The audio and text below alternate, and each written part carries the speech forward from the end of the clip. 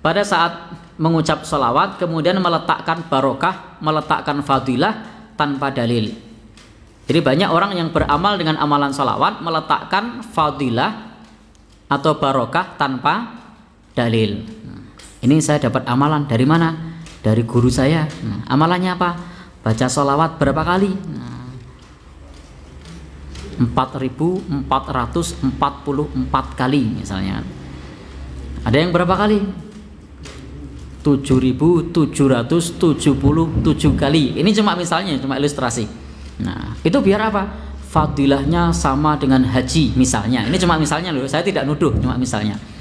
Nah, maka yang semacam ini termasuk mengada-adakan sesuatu yang jelas bertentangan dengan akidah kita.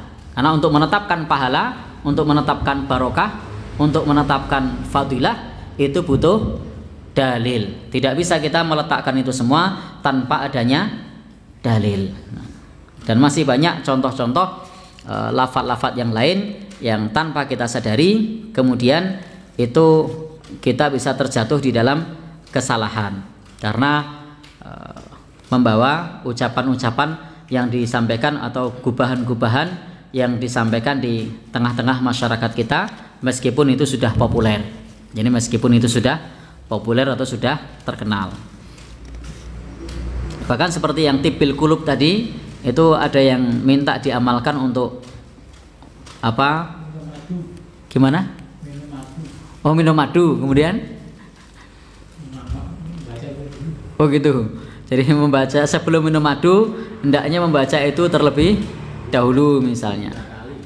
Nah, maka yang semacam ini itu bukan termasuk keutamaan-keutamaan yang kita sebutkan.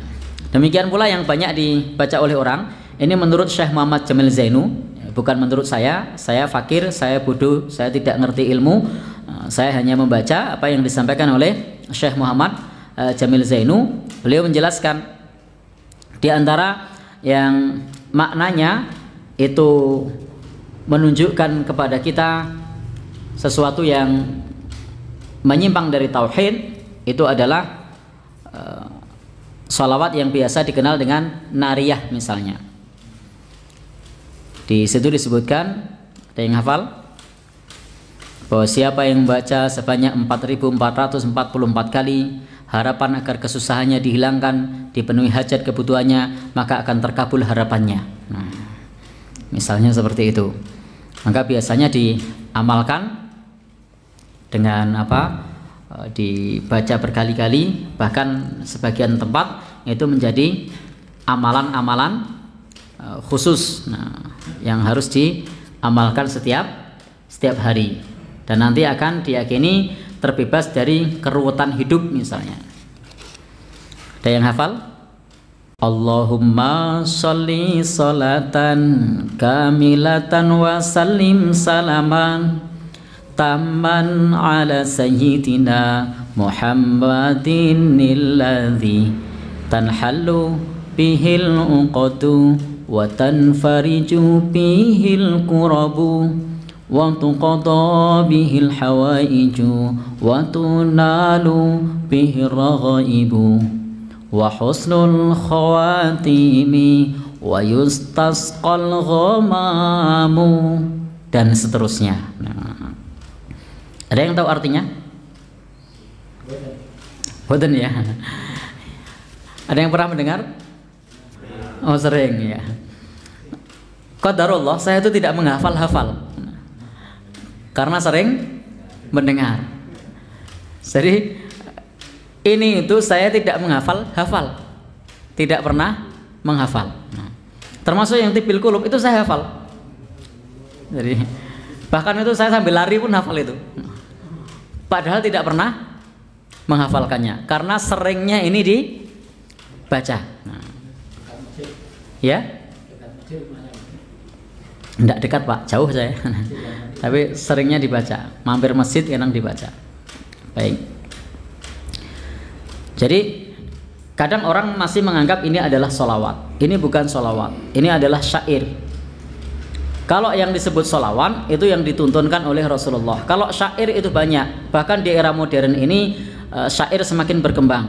Bahkan sekarang kalau orang mendengarkan Nisa Sabyan itu mereka mengatakan mendengarkan sholawat. Padahal itu kan syair biasa. Tapi mereka mengatakan saya di rumah lagi mendengarkan sholawat. Bukan sholawat, itu adalah syair. Ya lagu biasa. Kemudian juga ketika mendengarkan yang lainnya, yang senada, juga mengatakan mendengarkan sholawat. Padahal bukan sholawat, itu syair saja.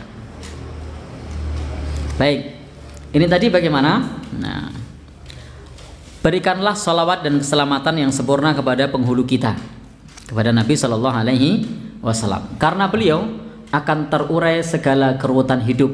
Nah, jadi karena Rasul maka akan terurai segala keruwetan hidup. Tanhallu bihil unqadu, akan terlepas semua ikatan. Nah, jadi menyandarkan bahwa keruwetan hidup, semua ikatan itu akan lepas. Nah, setelah itu kemudian watan fariju bihil kurobu. Nah, akan hilang segala kesulitan, segala kesedihan. Jadi dengan Nabi Shallallahu Alaihi Wasallam maka semua kesedihan itu akan hilang. Kemudian wa tuqda bihil hawaiju, dan akan terpenuhi semua kebutuhan. Yang memberi semua kebutuhan siapa? Allah. Di sini, nah, maka disinilah kita perlu berhati-hati. Akidah tauhid kita itu bisa nakis, bisa kurang, bisa rusak, sebagaimana disebutkan oleh Syekh Muhammad Jamil Zainu. Akidah tauhid telah disebutkan di dalam Al-Quran yang diajarkan oleh Rasulullah Sallallahu Alaihi Wasallam, mewajibkan kepada setiap muslim meyakini bahwa hanya Allah yang mampu mengurai keruwetan hidup, menghilangkan segala kesusahan, yang memenuhi segala kebutuhan, dan mengabulkan permintaan orang yang berdoa kepada Allah Subhanahu wa Ta'ala, bukan kepada Nabi Sallallahu Alaihi Wasallam. Di sini juga disebutkan wa tunalu bihir raghaibu. Wa husnul khawatimi wa istasqal ghamamu biwajhil karim. Nah, jadi di sini ada wasilah dengan wajah Nabi Shallallahu Alaihi Wasallam. Misalnya di situ disebutkan tersirami hati yang gersang dengan perantaraan wajah Nabi Shallallahu Alaihi Wasallam. Maka di sini wa istasqal ghamamu biwajhil karim. Nah, padahal Al-Quran juga sudah mengatakan fala yamlikuna kashfad durra ankum. Nah, jadi tidak bisa kita ini menghapuskan segala mara bahaya, karena semuanya ada di tangan Allah Subhanahu wa Ta'ala. Dan ayat-ayatnya sudah jelas yang datang kepada kita, maka hendaknya kalau kita ingin mendapatkan kedudukan yang tinggi ketika kita bersolawat kepada Nabi Shallallahu Alaihi Wasallam, karena aulan nas bi yaumal qiyamah, manusia yang paling utama pada hari kiamat kepada Nabi Shallallahu Alaihi Wasallam adalah aksaruhum alaihi salatan, adalah yang paling banyak bersolawat kepada Nabi.